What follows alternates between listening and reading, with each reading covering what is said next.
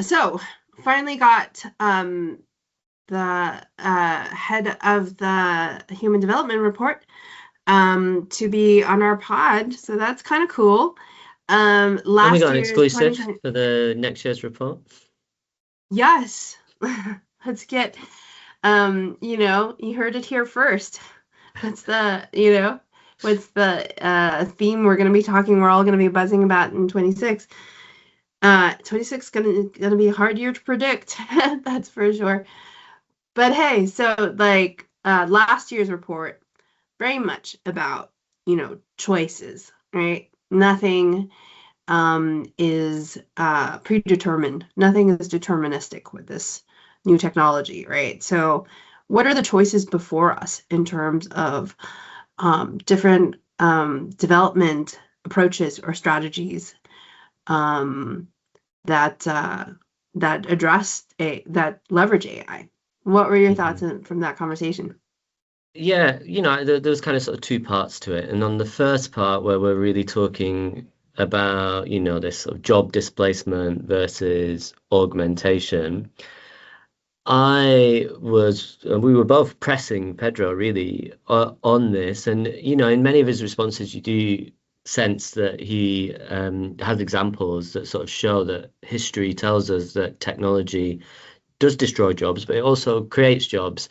And I think that's a good reminder for people. But I think, and it's nuanced quite well by Pedro in this conversation and by the report. I think people should go ahead and read it. But there are many complications to how diffusion happens and whether this time it will indeed be different. And I thought he was just really honest about it. And some parts he just said, we will have to wait and find and see. And I think that kind of humbleness is what we all need. I think it's a leveling of the playing field among experts at his level and like little old us who are just, much more pragmatic on the front lines of, policy and all that, but far more practical level, because nobody knows. And that's the thing. I think that was where we were going with the conversation, is that technology is not deterministic. There are choices before us. And so we have agency. Yeah. We have agency. And I think, our message to the audience should be read this report now, because it's also kind of like changing so rapidly. But for insight as to like what are the options before us, really important to read this report now while it's still timely, while there's still time to adjust our strategies. Yeah. Of all the midlife crises I could have picked for myself, I'm so happy with this one. So let's go straight to it. Thank you so much, Pedro Conceição, Director of Human Development Report Office in UNDP, for joining us. And, we actually worked together maybe 10 years ago or so. We did. And good times. Good times, a different time. Exciting times. And maybe, 10 years in the future, it will be even more change. Absolutely, for sure. Who could say as well, right? Exactly. So, we want to talk, of course, about the report from UNDP, your office, last year. But before that, I wanted to ask you about human development more broadly. And it comes from a LinkedIn post I saw from the chief economist of UNDP in, I think, Asia Pacific, Philip Schleckens. He took all the development reports and World Bank reports, put them into Notebook LM. I think it's an AI tool from Google, and said, create me a video of the history of human development. And I thought it was okay. But then I actually thought, what I can think is better than an AI video is asking you, the director of the office, what you think about how human development has evolved over the years. Over to you. Sounds good, Kirit. Great to be with you and Kat. And I was not expecting to start this way, but let me throw a challenge to our viewers, which is to go to one of these AI chatbots and ask the question, how to measure the progress of countries, and see what response they get. Most likely, they will get a number of options. And then, as a follow-up, ask the chatbot to pick one. I mentioned this because human development is really an invitation to address this question: how to measure progress? How do we know things are getting better? And how do we evaluate policies, interventions, programs? And one very standard way of doing this is by looking at economic outcomes, right? So if you're looking at the country, to look at how well the economy is doing, things like gross domestic product, GDP. So human development is an invitation to, in a sense, go beyond GDP, which is something that is becoming, again, very salient because of the leadership of the Secretary General and the member states in the Pact of the Future that have asked the international community and experts to look at that once again. So human development has a very specific way of addressing this idea of going beyond GDP. We propose that it's important to go beyond GDP in two ways. So first, to look at a broader set of things that matter to people. So obviously standards of living that you can get from economic indicators matter, but other things like health and education are also important. And they are important intrinsically, right? They are important not only because they make people more productive in the economy, which is the perspective of the human capital, and that's nothing wrong with that. But from a human development perspective, they matter because they are important intrinsically for people for all sorts of reasons. And so as a result of this framing of, you can call it a multidimensional approach to well-being, we have not only these concepts, these abstract ideas, but also numbers, metrics that go along with it. So we have things like the Human Development Index and the Multidimensional Poverty Index.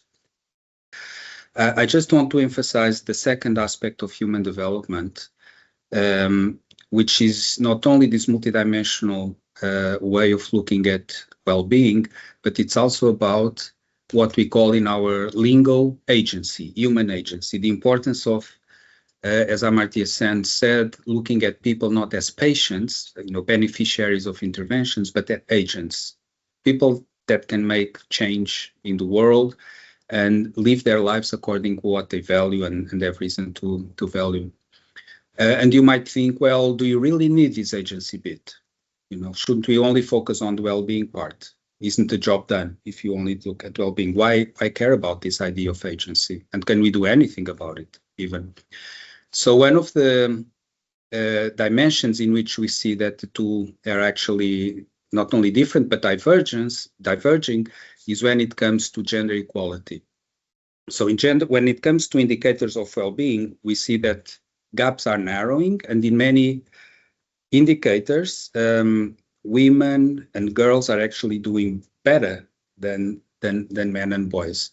But when we come to agency, so this ability of women, for instance, to make decisions within the household, or to participate in the workforce, or to be in positions of leadership in businesses, in firms, in politics, we see that the gaps remain very high, and in some cases are widening. So again, we don't stay at the level of abstract concepts, but we also have metrics. We have a number of gender indices, indicators that try to assess the second dimension of agency. Mm-hmm. And let me just finish perhaps with, so I think in a sense, the idea of human development is inspired by the UN Charter. That's often how I think about it, because the UN Charter talks about we the people. It's about the people. And ultimately what human development invites us to do is to really keep the focus on people and have this people-centered and human-centered approach to how we think, conceive of development, of progress, and how we evaluate if things are getting better at all sorts of levels. That's really great. I think that's... Sorry for the lecture. It's not an easy question to start you with. I mean, we were totally unfair, but obviously you've had a good deal of practice. So I don't feel too bad, but I also wanted to bring the conversation squarely within the theme of last year's report, right? Which is really quite significant that we've never really looked only, and you can correct me if I'm wrong, only at the technological driver of development. But of course, we're in a very unique moment in human history, right? Where we've produced a possible other kind of intelligence, an alien intelligence, as some pundits would put it. So within this framework we use for HDR, what has been the impact of technology on these questions of development as agency, development as dignity, as well as the numerous economic metrics we can come up with my understanding is industry has a lot of contradictory data points at this point about how much it's actually contributing to the economy. But we care about something bigger than just the economy, right, in the definition of human development. So what does the report say about the effects on equity and agency and dignity, these multidimensional aspects of human development? It's another big question. And I want to start with an example of a technology that today seems commonplace in most of the world, not everywhere, unfortunately, which is electricity. Because I think there are many lessons about how technologies, new technologies, diffuse in the economy, in society, that are important for the way in which we approach AI. Not only in its role in the economy, but as you said, more broadly, how is it going to affect the way in which we teach, the way in which we provide healthcare work, or healthcare. So what do we know about the diffusions of technologies in general, taking the example of electricity? When electricity emerged in the 1880s, what organizations did was to replace steam power by electrical motors, right? So it's a simple replacement. And that didn't work. Basically, there were no gains in productivity. It's just not substituting one thing and assuming that you have to redesign the factory from the ground up. You have to redesign the factory from the ground up. And with AI, there's reason to believe that we will have to go through a similar process, right? And what I see in much of the literature, including the economics literature, for instance, there's a whole bunch of work around what kind of occupations are exposed to AI, right? You know, where can we replace people with AI? And that's fine. It yields results, as you said, that are all over the place, right? From people that say it's not going to make any difference on productivity or changing the workforce composition to others that are saying that it's going to be revolutionary. But for me, I think the first thing that the report invites us to consider is that ultimately, that's not the right way of looking at AI. It's not about something that we will just insert in the current structures that we have of production, of organizing teaching, of the delivery of healthcare, and assume that that is going to and try to extrapolate from that substitution. So there's a lot of reconfiguration that will need to take place. And then the implication then, and I'll stop here, is that a lot of it is not driven, therefore, by the nature of the technology as such, right? It's by a range of choices. And I think that in the discourse, sometimes we are too deferent to the technologists. And I think we shouldn't be. That's why the title of the report is a matter of choice, right? It's about reclaiming that choice to find ways in which we harness this technology in ways that enable us to do the things we want to do, as opposed to being worried about how are they going to replace things that are now done either by other types of machines or by people. Yeah, and I see. I hope it makes sense.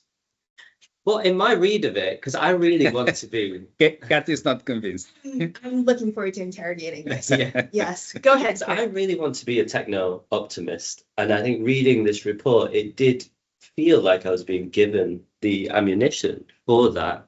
And I think there's many ways that it's framed, and it's sort of, and sometimes I was thinking back to my economics degree, it's about this Schumpeter creative destruction that we have when technologies come, and it creates new kinds of jobs, and there's the augmentation. But there's also a part of me that is deeply skeptical of the sort of systems of global governance, we have how we organize society, capitalism, and so on, and how this will translate in the real world. I was looking up some data for the Philippines, and they have 1.7 million workers in call centers. I know the report addresses this a little bit. Mm-hmm.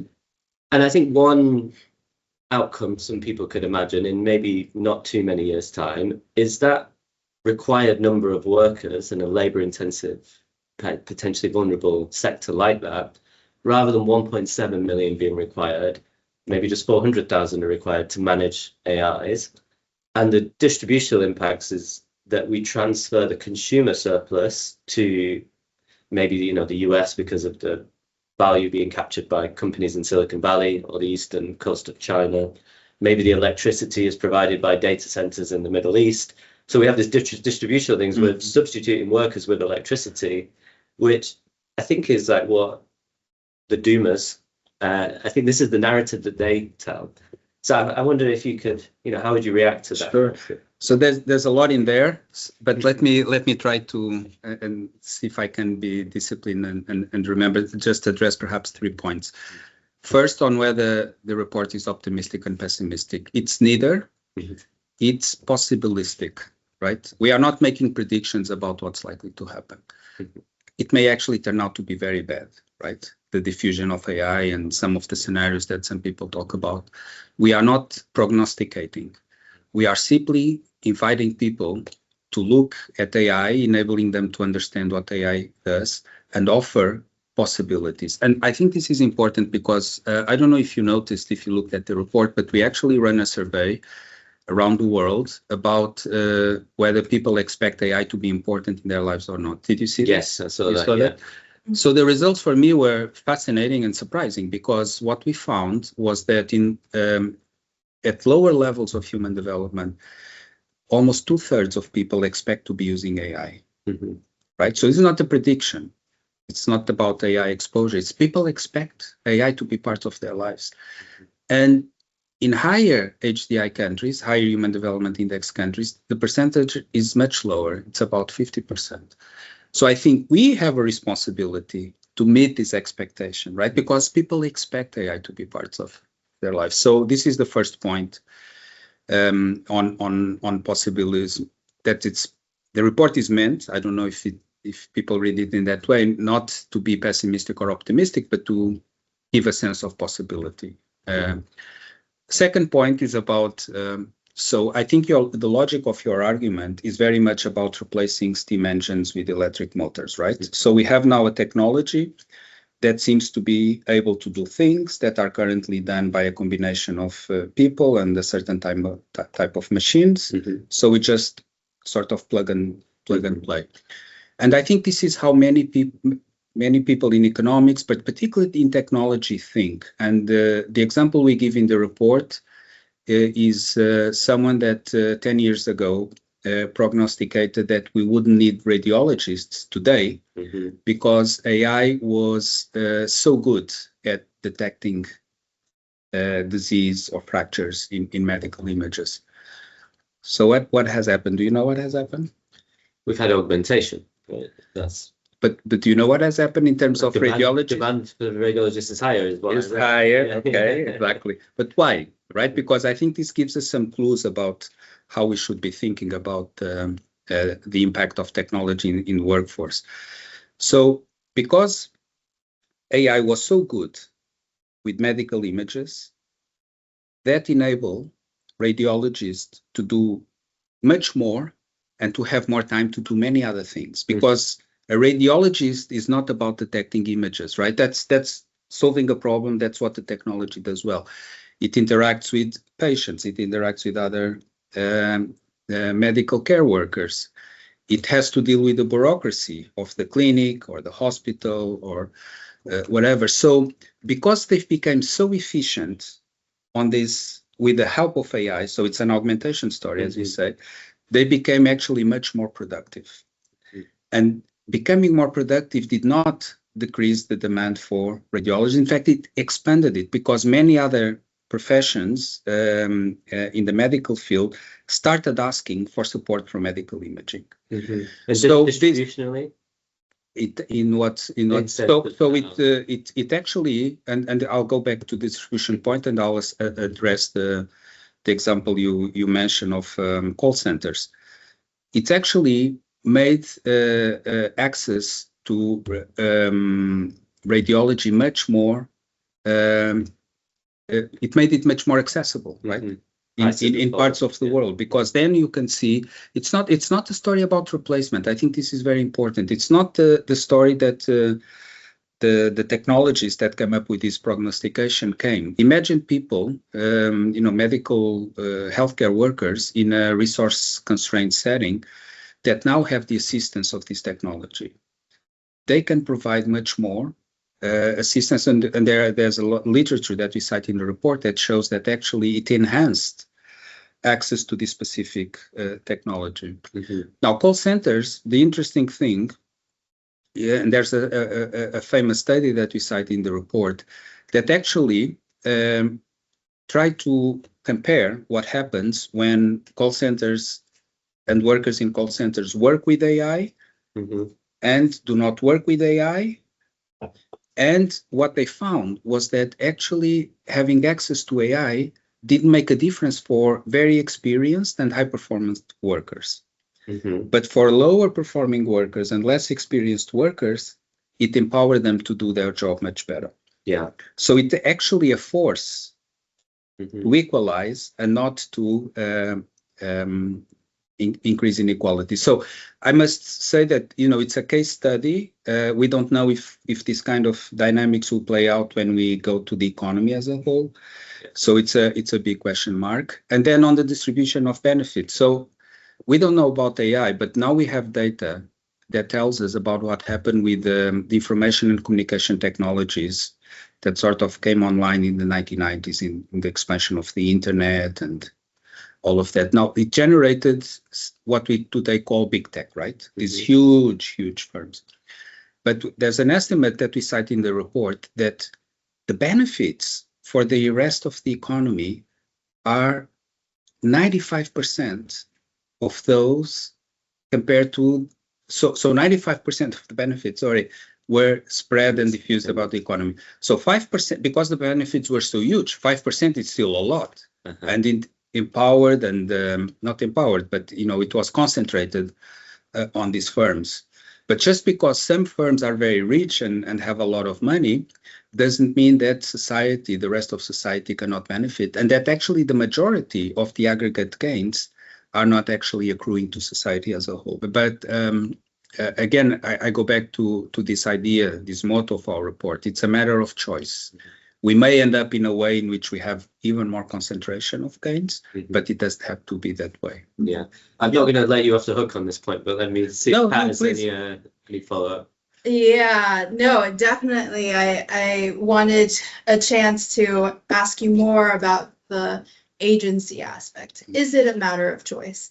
And just because we have some case studies that show the advantage of a transformational approach as opposed to a substitution approach, doesn't mean that will, that covers all of the universe of applications that we're seeing right now. So one question I had was just on these specific cases that you focused the research on, is what happens to the next generation of radiologists?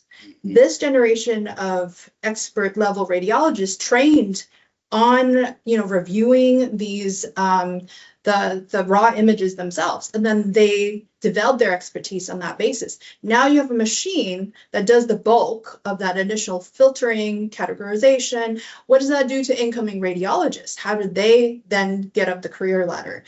And also just to say that for every data point like yours on the call center, there might be a counterintuitive one. So actually, there's been other studies showing that those are the jobs that are being taken away. So even though an entry-level person can do more, maybe because they can do more, you need less entry-level people.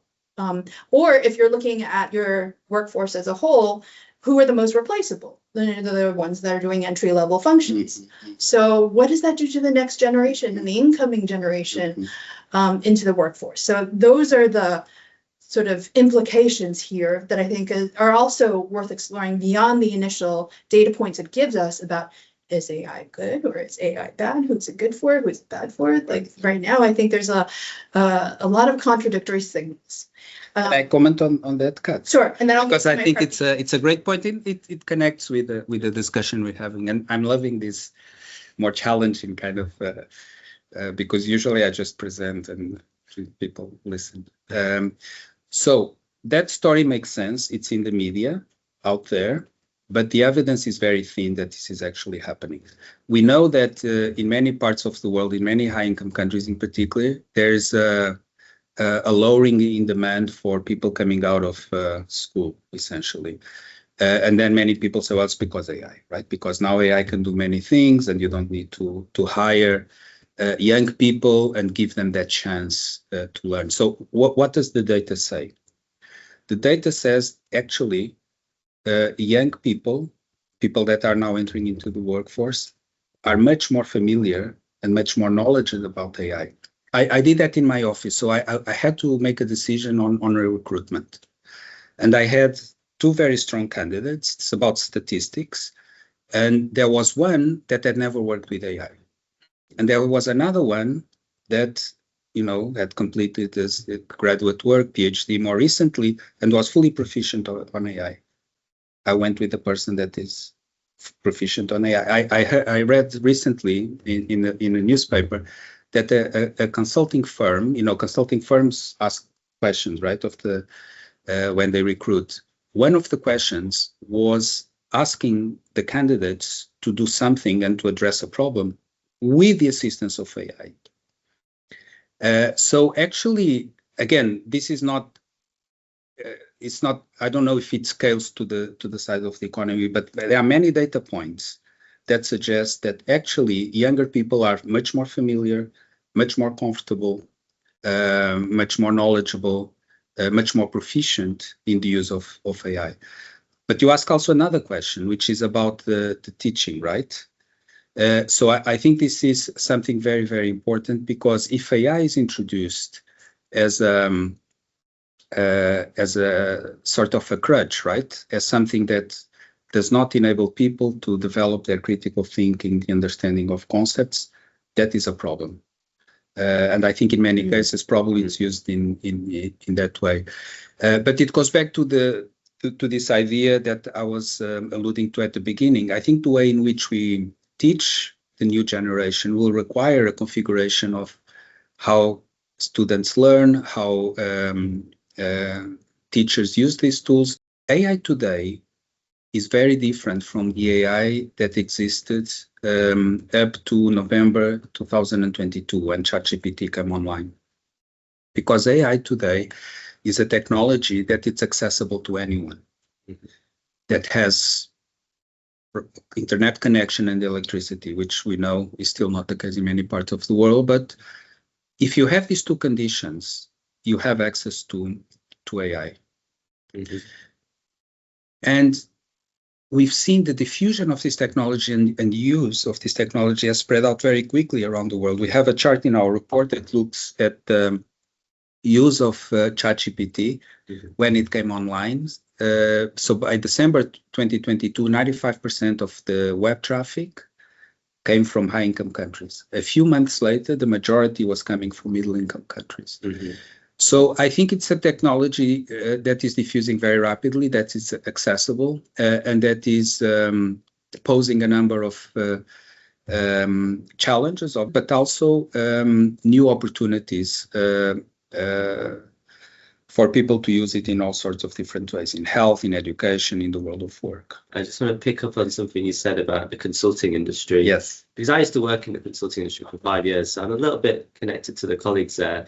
And they're raising a 5-alarm fire because they do their work based on knowledge management, and they're very good at it. They put it in these nice looking PowerPoint decks. But now that knowledge is kind of freely available, as you said, across the world.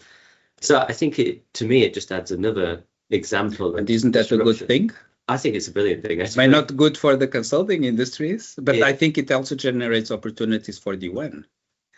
And I saw another really good study, which is what I wanted to connect to, which was if you give something like ChatGPT to a small business owner, this study was done in Kenya, it could increase the profits by, I think, 20%. And when I was in the management consulting industry, if we could sell a product that would increase products by 20%, this would be incredible. Like the things we did not do that. So I think this is the reality of how this can be. This is the great pivot to the second half of the question that I wanted to steer us in, which is what is driving the current applications of AI? And I think because of the high leveraged nature of the AI labs who are innovating here, they are under pressure. They've just invested in billions, trillions in data centers, and they need to see the payoff. And that's why we're seeing applications that are more driven by that sort of lower hanging fruit. So it's very easy to say like, oh yeah, we got rid of this entire unit and replaced it with something a fraction of the cost. I mean, these are the sort of like do you have examples of that? But this is the narrative. The narrative, yes. I agree. This is what I'm making. That's what we are sort of challenging in a sense. Yeah, I get to. So this is what I'm getting to. So I'm getting to this point about agency, right? Which is what ability do we actually have to make a different kind of decision here, to go with a longer term transformative vision rather than the easy kind of metrics of like, oh, we reduced cost by this much and we replaced it with much more efficient automated processes.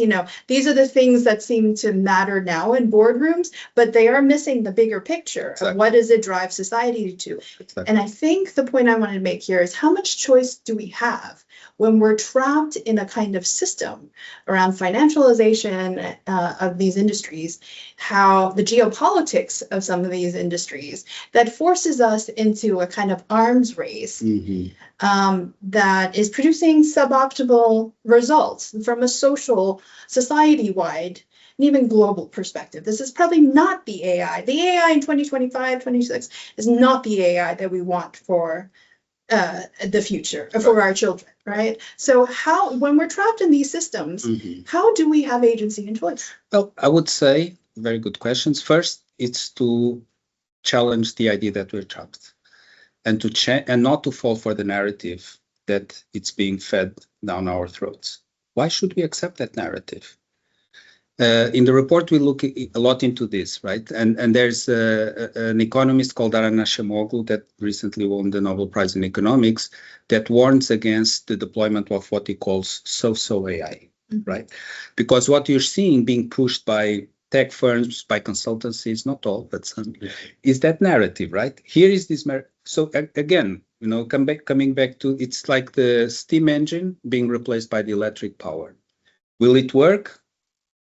It might, but as a matter of principle, this idea that the logic is about replacing people with machines, there are many reasons to believe that it's not likely to work with AI.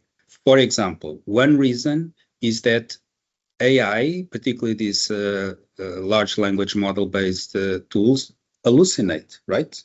They make things up. So they don't work in the same way as the sort of pre-AI digital tools work, which were very predictable, always work in the same way. And so just delegating and replacing people wholesale to AI is problematic, even from a productivity perspective, right? There's another reason to be very skeptical, which is about assuming that people will accept, society will accept that kind of replacement. So an example, it might not be very compelling, but I guess you'll understand the logic, is the increasing demand for live music, as opposed for music that is streamed through these devices and that you get through algorithms. Many people said we won't have live music anymore, or the demand, maybe to put it more precisely, the demand for live music is going to decline. We're seeing the opposite. Because people crave authenticity, crave human connection. So there are many reasons to be very skeptical of this view. First step is to be skeptical of this narrative. Now, do we have the power to, which is your second part of the question, right? So, okay, fine. You don't believe it, but do you have any power to do anything about it? So here, I think it's important to look at the structure of production of AI, right? The stacks, sometimes people call it. So what do we need for AI to emerge? It starts with producing the chips that are used in the data centers, or it actually goes above to producing the machines that make the chips, right? So what you see, simplifying a bit, is that there's lots of concentration as you move upstream. In fact, there's only one company in the world that is today able to build the machines that do the chips. In the Netherlands, yeah. In the Netherlands, ASML. And then you have huge concentration also in chip making, with one company essentially dominating the market, but you already have a few others there on the margins. And as you move down, so you have cloud computing, there are hundreds of these models out there. And the big secret is actually, the reason why is that it's not that difficult. It's not that difficult to train one of these models. And many of the activity and the exciting activity actually is happening in middle-income countries. So I think this gives a sense that the story that just because with the internet we had a concentration in these big firms that emerge, the same thing will play out. It might, but it's not a given, because we need to ask, why did we have this huge concentration of the big tech firms? And the reason is very simple. With the internet, we had something that economists call network externalities. So the more people are, for instance, on a social media platform, the greater the value of that platform for each individual user. So there is little reason for us to have many search engines, for instance, or many Facebook-like of platforms, or Twitter, or because you get this huge concentration because of these network externalities. It's not clear. It may be the case, but it's not clear that the same thing will happen with LLMs and AI. So I think that you're alluding to the big tech companies that got their power in the previous generation, but I think this also opens an opportunity for them to be challenged by new players. It's going to be difficult, obviously, because some of the investments are very capital intensive, particularly on data centers. But again, I come back to this idea that it's not inevitable. It may happen, but it's not inevitable. If we have a chapter in the report, chapter 5, that looks at this quite carefully and in more detail. Your point on network effects is taken, but you say the value to the user. I almost feel after 20 years of social media, that calculus on what is the value to me of social media, and people ask themselves that question, has changed, because we know so much more now than we did back in the heydays of like, wow, this is going to connect people. It's done the opposite. It has, right? And and why? Which is another different, interesting question. And this is, and we also look at it in the report, and I'll also connect this to the opportunities of the new generation of AI. So when this algorithm, these social networks first appeared, the algorithm for content was reverse chronological order, meaning the feed, what people saw, was driven by the newest content. Very simple algorithm. So first latest in, first out, right? That was the logic. Around 2009, 2010, they started to change the algorithms. These are called recommender systems, right? Recommend the content that people are going to see, on the basis of tailoring the content to meet the interests of people. And, on the face of it, it's a good idea, right? Why should I be seeing the latest thing just because it's the latest thing that was put in the network? If I'm interested in, I don't know, cats, give me videos of cats. So, and they're very sophisticated about how they know. Well, the question is, what are the policy choices to reduce risk? It's like this, you say, we started this segment on human agency, and I just wanted to share a sort of personal example, because like, what can you do as a person? You're talking about the social media companies and all the things they do. One of the things they have is this infinite scroll, right? You keep scrolling and you just get more and you get more and more of a dopamine hit. But I actually figured out that I can set my Kindle to infinite scroll. So now that's how I read my books, and it gets me to read more. So, you know, these behavioral science approaches, you can hack them for your own self. It's not a bad idea as such, right? Because it's good for us to have content that speaks more to what we do. What happened? It happened that the content that the firms then started monetizing engagement, as some colleagues that we work with call attention, right? They started to monetize people's economy. The attention economy, exactly. Now, I'm telling this complicated story to try to say the following. The fact that we need some kind of filter or interface or recommender system is not the problem, because we need that. Because you have infinite amount of information out there. Sometimes you don't even know that you're interested in some things or that something is happening. So you need some kind of information to mediate your attention, which is very limited, right? With all the information that is out there. And Herb Simon, a computer science and economist in Carnegie Mellon in the 1970s, said, in an economy in which information is abundant, scarcity of attention becomes the binding resource, right? So that's what these firms were able to do, to monetize this.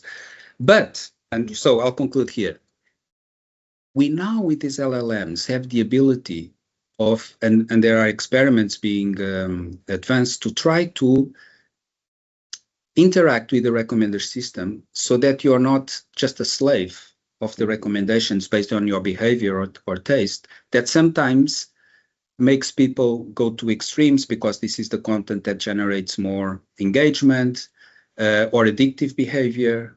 Mm-hmm. And you can sort of start putting bounds on the kind of recommendations that you get. So again, this is an example. So I guess the message I'm trying to convey here is just because things have worked in a certain way and there's path dependence and things stay, it doesn't mean that they are going to be there forever. But you've also pointed to exactly the more nuanced points I was trying to make, mm-hmm. which is what is driving the technological development. And you just illustrated a great example in social media. It's the business model. Yeah, it's the monetization of the attention. Exactly. So that's exactly the same factors are at work within these AI labs, right? I agree. I don't know. Wait, let me yes. Let me just present my counterpoint yes. here. And they started out with this vision that we're going to do something different. What was OpenAI? It was supposed to be OpenAI, mm-hmm. right? But then, because of the high cost of what they were trying to build, and because they were in a race, and we can talk about like the particular Silicon Valley culture of racing to AGI as the ultimate corporate/national security goal, versus what AI looks like in the rest of the world, which may not suffer mm-hmm. from the same narrative. I mean, what changed that narrative was the cost of data centers, because they had to be faster, bigger, better, faster. And that changed the calculus. All of a sudden, it was like, well, now how are we going to show the investors that all these billions and trillions they're pouring in is actually yielding any kind of returns or potential for returns? And in order to demonstrate that, we go back to the old attention economy model, which is we dominate eyeballs, market, exactly. right? We have the platforms where everybody's coming to GPT first, not to the competitors. And if we can prove that we have this captive audience and keep them captive through addictive design methods, which were tested, tried and true from the social media era, we can keep these captive audiences and then sell them somehow. Right. I think this is very interesting. So what I think I agree with you, Kat, but there was a bit of a shift around a year ago, actually. And this was as we were sort of finalizing the report. So our argument was very much along the lines that you just outlined, right?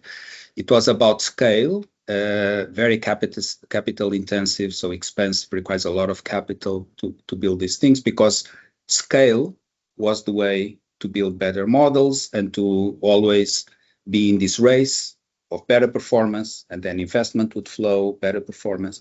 But then something happened, and I'm sure you know the story, called DeepSeek, right? Right.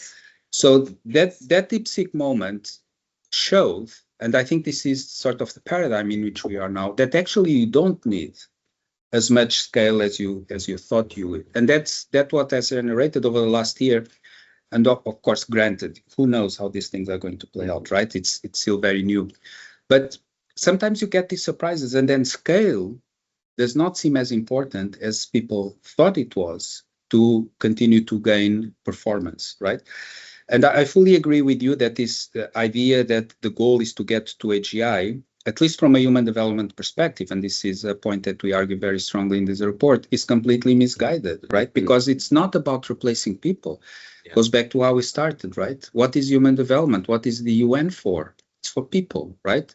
So the question should not be, how can we get a machine that does things better than people so that we won't need people to do jobs or to work? But the question should be, how can we harness AI to enable people to do what's important to them, to give them agency? There are all sorts of well-known benefits of social media. Also, it enabled new creators, people that would never been able to have their music heard out there in the world. It enabled people to find jobs much more easily. There are many downsides to social media. The most important one, the decline in the mental well-being of young people. Yeah. So just to give you the context of how dramatic this change is, one of the most established facts in the social sciences, economics, was that as you move across the age from young people towards old people, right? Imagine that you have this on sort of horizontal axis, and then on the vertical axis, you have some indicator of well-being. The curve used to be like this, a U-curve, right? Mm-hmm. So younger people and older people are happier, if you want, or report better well-being than those like my age, right? Like I'm at the bottom. Mm-hmm. It's like the worst time to be alive. It sucks. And then as we get older, we get happier. So what has happened to this curve? The curve now is like a vertical downward sloping line. So the least happy people are the people at the very bottom. And a lot of it, perhaps not all, there's a big debate on this. A lot of it has to do for sure with the use of social media and some of the negative outcomes for people linked with addiction and other factors that particularly, and there's also a gender element here, which is very important. The decline has been particularly pronounced for young women and girls, is even steeper. So I think this is an issue of great concern. But what I would say is, let's try to identify the source of the problem, right? Because if the source of the problem is those recommender systems that are leading to this kind of harms, let's address that, right? Let's not throw everything that may also be beneficial as a result of social media and access to phones. For instance, a child reporting abuse, mm-hmm. or someone not being comfortable telling to a doctor about something and is more comfortable telling. So I think we need some nuance here in the way in which we treat this challenge. And sometimes I worry that we are using very blunt instruments to that may also have get us rid of things that actually are good and desirable. Yeah, I was about to say this is a good segue for the so what for convenience, but okay. I feel like Kat wants to pull on the string. So. Well, I do. I want to get away from just bashing to getting to alternatives, mm-hmm. because one of the things I think is very challenging when we're talking about agency is the ability to present something else that's viable. So right now, like the big social media platforms, right, they're totally bought into the market-driven attention economy. That's their business model. In order for us to address the social harms, ultimately, it's not so much we throw the baby out or the platform out with the bathwater, but we need to have a better platform, one that isn't monetized around harmful social activities, right? So one that is optimized instead for connecting humans rather than replacing humans. Fully agree. Mm-hmm. So how do we create that system? Again, it's like finance, business, policy, public sector and private sector. Like, how do we then create the beginnings of an alternative? Mm-hmm. Because right now, if we just went, right now, it's not really viable for a lot of companies to present a better Facebook, mm-hmm. Because as you were talking about, like the network externalities, exactly. Absolutely. No, it's going to be difficult, no question. And here is where I think regulation is actually very important, right? Because regulation can sort of set bounds and and parameters that will then enable or create incentives for firms to pursue gains in ways that are not harmful. So I think, I guess what I'm trying to suggest here is that the new configurations of AI provide us an opportunity technologically, not right, to go in that direction. Whether it's likely to happen or not, who knows, right? Maybe these firms will be able to assert their power and continue in the direction we go, but it's not inevitable. And I think here, you're starting to move us towards the role of the UN. I think the Global Digital Compact here can make an important contribution. There are many things in the Global Digital Compact, but one of the important things that it does is that it brings together jurisdictions that are very different in the way in which they are dealing with regulation, right? Because there are jurisdictions that have very different views on what kind of regulation, or even if there should be any regulation at all. And the aim of the compact, as I understand it, is not to come up with this top-down, overarching governance framework from one moment to another. It's actually to enable conversations, people to learn from one another. And it does that informed, which is the second very important element, by a scientific panel, right?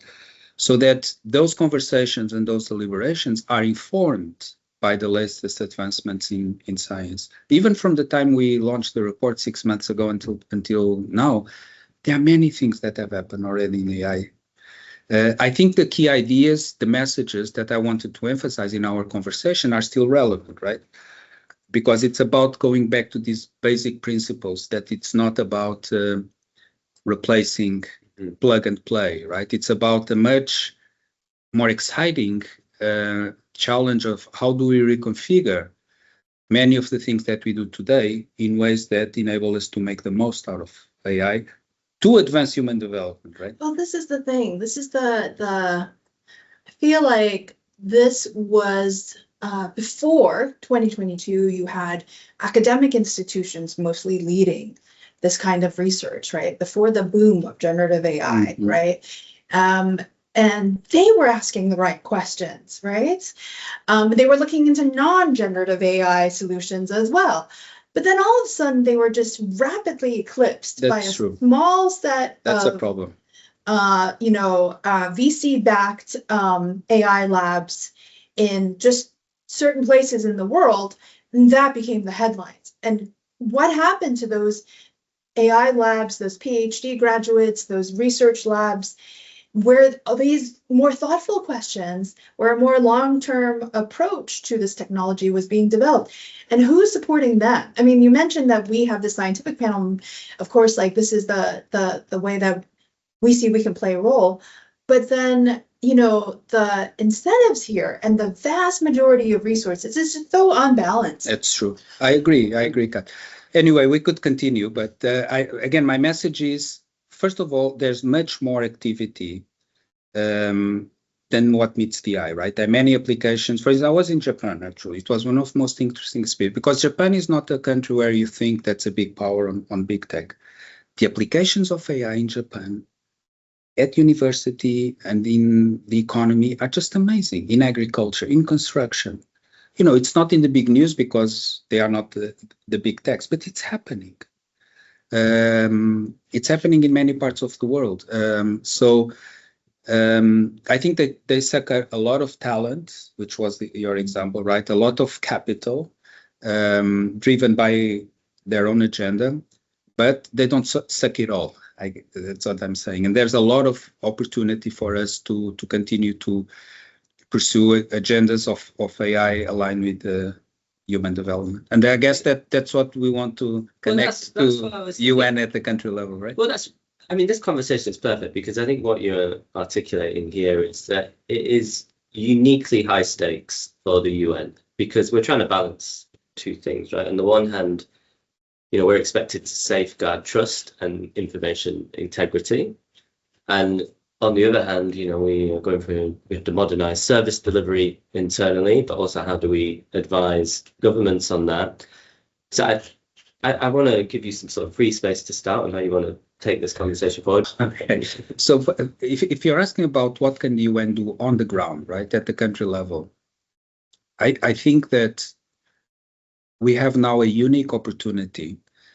If we look at AI in a way that is somewhat aligned with the way in which I framed it, right? Because you can disagree with the premise, but if the premise is that ultimately what's going to make the difference is the way in which we use AI to increase access to healthcare or to increase health access and improve outcomes in education. And I can give examples of all of these things. So on the economy, many countries today are not passing through a phase in which their manufacturing grows, right? They are moving straight from agriculture towards services. So how can AI help to use services as a machine to create jobs, right? New opportunities. How can they do that? Well, you're just describing, because now maybe they don't have to pay a lot for a consulting firm. A lot of the knowledge they need may be accessible, a lot of the expertise they may need. We know that one of the most important constraints to firm growth in lower income countries is access to expertise, because it's expensive, right? It's not accessible. Well, AI can sort of lower it's not going to solve the problem, right? But I think if the UN and I think another important thing is nobody knows how to do it. So consulting companies sell their wares and say, I'll tell you how to do it, increase your productivity by 20%. I'll be very skeptical. And it's not recycled decks is what they'll send you. And it's not because they are not smart, right? It's because it's unknowable. It's unknowable, right? Because you have to, and I think the UN here is perfectly placed because, we don't have, we are not doing this to make money. We can convene a range of expertise, which is what is needed, because it's not a problem that is going to be solved by the technologists. Sometimes we defer too much to the technologists. You need people that understand labor markets. You need people that understand the environmental implications. You need people that understand how this is going to be used to ease constraints on healthcare. So, who is going to do this without doing this to make money, without being motivated for money? And with the openness that this is a learning process, right? So our colleagues in the field, I would encourage them to think of AI, not about, another strategy on AI, on how can I have a data center, fine, you can have that. Yeah. But ultimately, this is not where the game is. Yes. I think the game is how can we harness AI to advance, I would say, human development, but pick your goal, right? You can say sustainability or climate mitigation or access to renewable energy.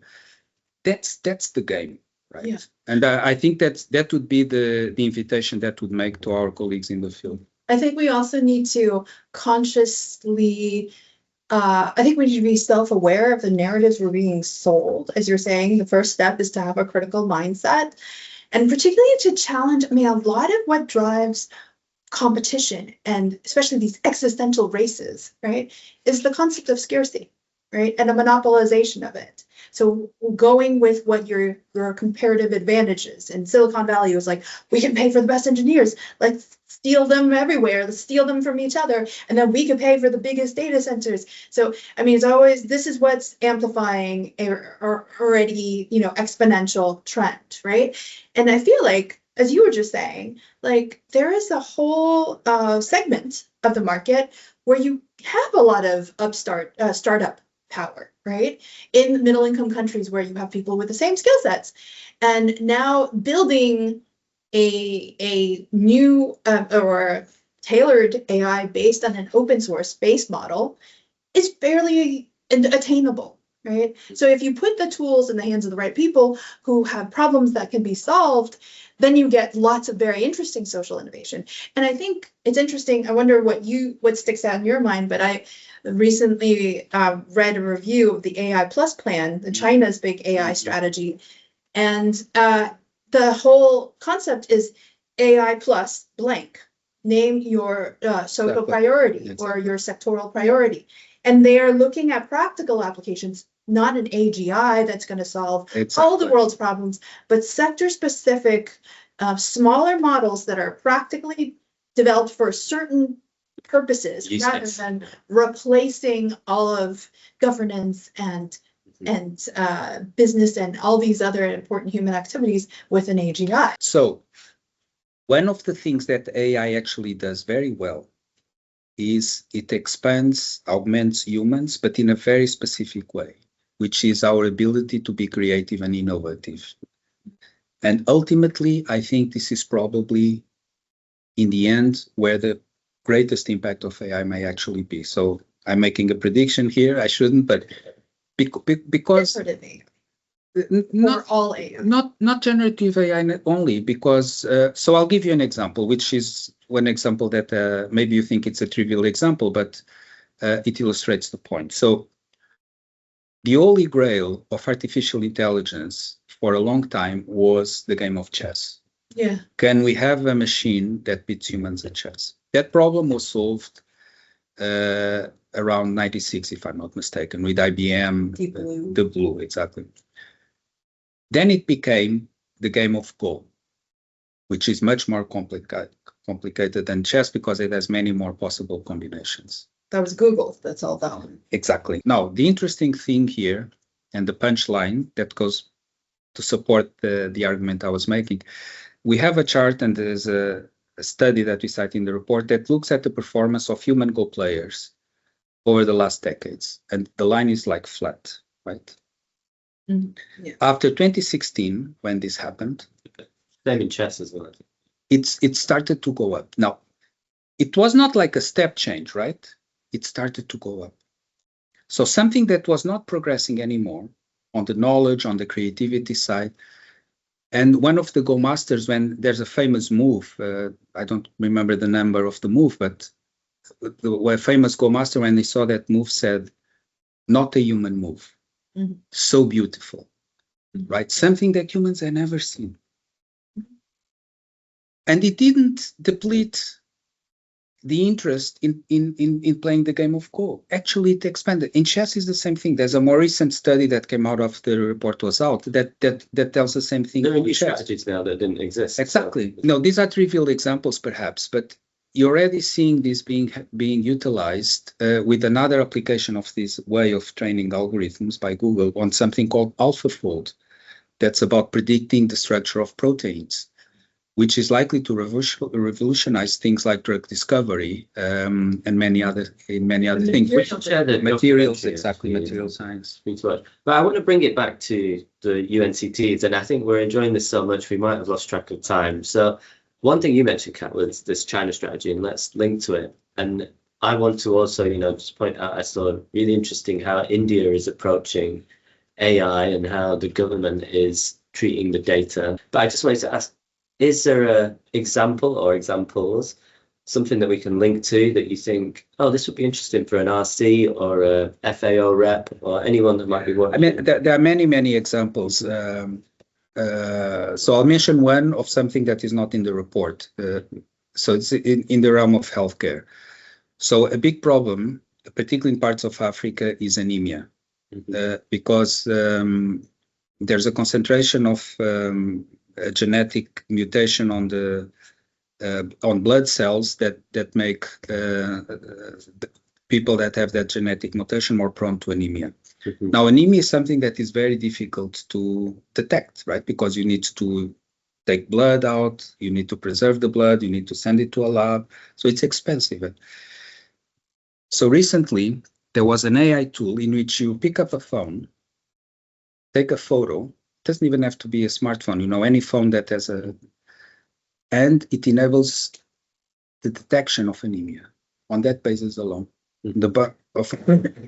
It also gives information, because it's geocoded, assuming that privacy obviously is preserved, of concentration, of where are more people with anemia, where are they concentrated? So it enables you to target resources in a much more it's a much more effective way.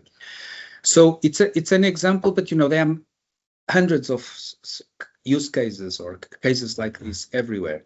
But what I wanted to, and I like this AI plus, right? I think that's what we should focus on a lot more than we have in the past, right?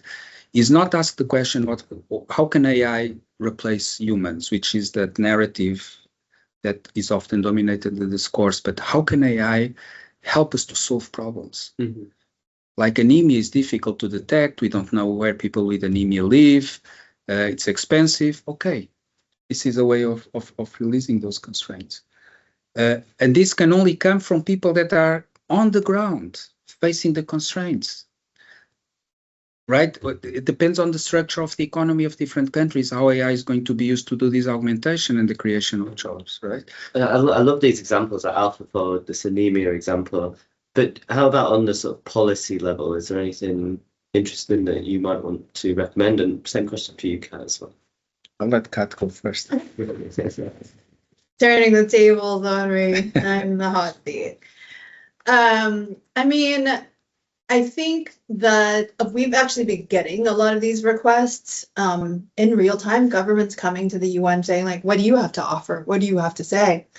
And I think it is, firstly, the mindset that we are not here to promote AI. Yes, we want to see a UN 2.0 in which we are very savvy with AI. And of course, we want to close the digital gap with between developed and developing worlds.